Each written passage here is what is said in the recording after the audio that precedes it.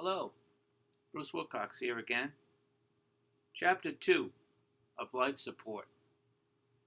Family Life and Growing Up. Armin H. Paulette was born on December 23, 1926, in the city of Woonsocket, Rhode Island. Armin was the youngest of the three Paulette children, born to Josephat and Alexandrina Paulette.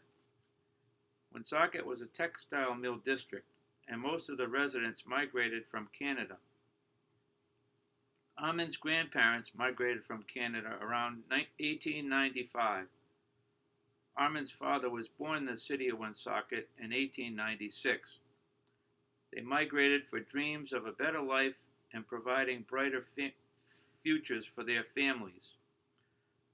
The city at the time had about 37,000 residents and was located along the Blackstone Valley, about 59 miles south of Boston, Massachusetts. The Blackstone River runs from Worcester, Mass. To Providence, Rhode Island. In the heyday of textile manufacturing, during the mid-1880s to early 1900s, Woonsocket produced many textile goods and materials. Most of the towns along the Blackstone utilized river power to perform textile manufacturing operations. In Woonsocket alone, there were tens of textile mills. The citizens of the area produced millions of pounds of textiles. Armin was about the age of 3 when the Great Depression of 1929 hit. Armin's parents struggled to survive financially and found it difficult to feed and clothe their family. But they were extraordinarily strong-willed and developed a thrifty lifestyle. A few years later, Armin entered the public school system and watched as his family just provided enough to get by.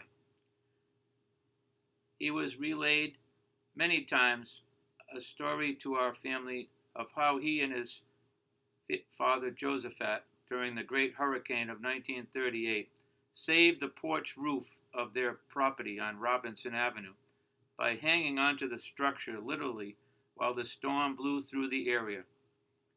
Armin was 12 years old at the time of the Great Hurricane of '38. Later, the Paulette family moved to Manville Road, which was also in Woonsocket. As he grew up, Armin continued to live by the example of thriftiness as a direct result of his upbringing, and he carried that trait throughout his entire life. When Armin was a teenager, his friends gave him the nickname of Chick. This was because of his small stature and lean build. This nickname would stick with him for the rest of his life. When Chick was in the 10th grade, he had to quit high school so that he could support his family.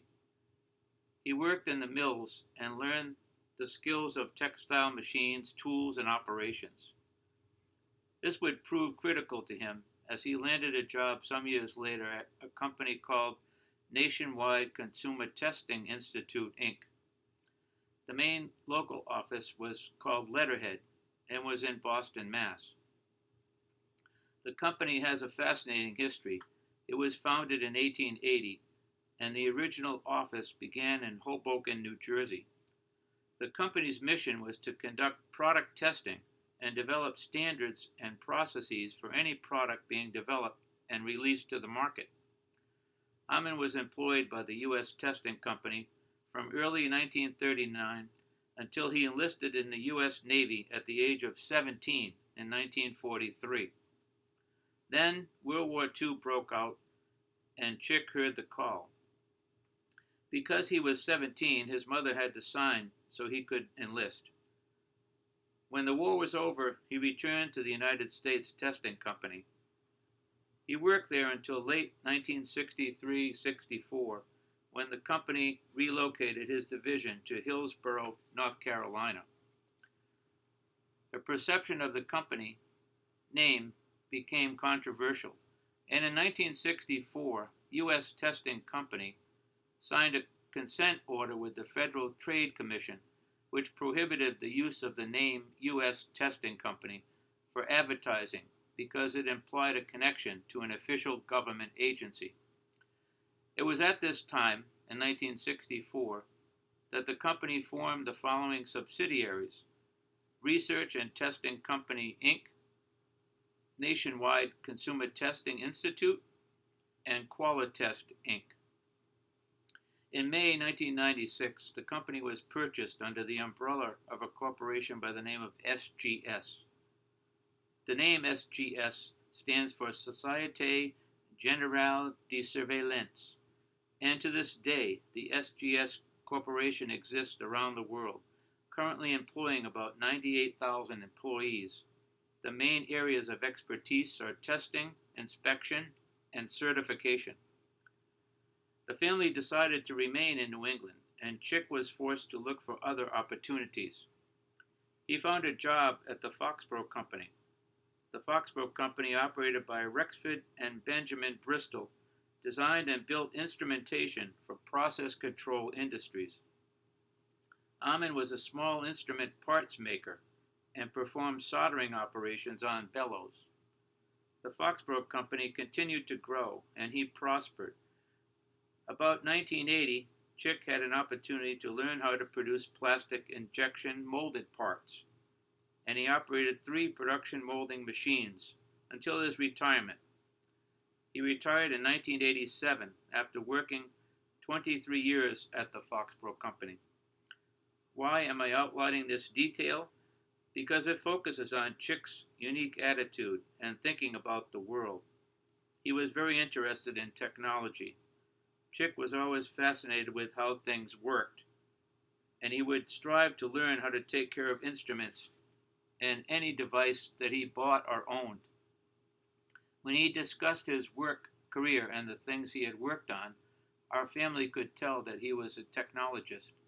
It was very important to Chick that he concentrated on the fine details of whatever he was working on. Whether he was painting his house or refinishing an antique table, Chick would read up on the latest cleaning methods. Chick was also very interested in cars. He was an avid reader of Car and Driver magazine and was eager to keep up with the latest engine technology and features in automobiles. He worked hard and saved up to be able to change his car every 2 to 3 years. The cars he traded in or sold were almost like new when Chick was ready to purchase a newer model. Another trait he developed was an ear for music. His passion was for singing and playing instruments. Chick took lessons from local musicians and trained on both clarinet and alto sax. While playing saxophone, he was invited to play for Vaughn Monroe, who led the Junior Troubadours. Chick was on his way, playing many gigs and venues throughout the region. A few years later, he left the Troubadours and joined the Wally Rudick Orchestra.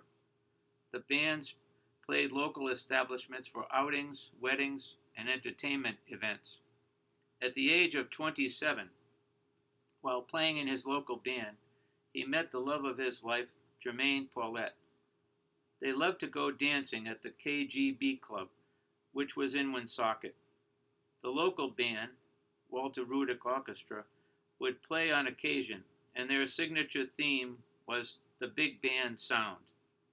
The couple dated for 2 years and were married on May 19, 1956. They were very anxious and excited to begin their family life together. The couple purchased a ranch-style home in Woonsocket, Rhode Island, the city where Jermaine and Chick had grown up, and the rest, as they say, is history. On June 21st, 1957, they welcomed a daughter, Kathy Ann, to the family, and on December 20th, 1962, a son, James Michael, was born. Jermaine began her career as a hairdresser and formed a local business in the basement of their home. In addition to being a homemaker, Jerry's salon kept her very busy.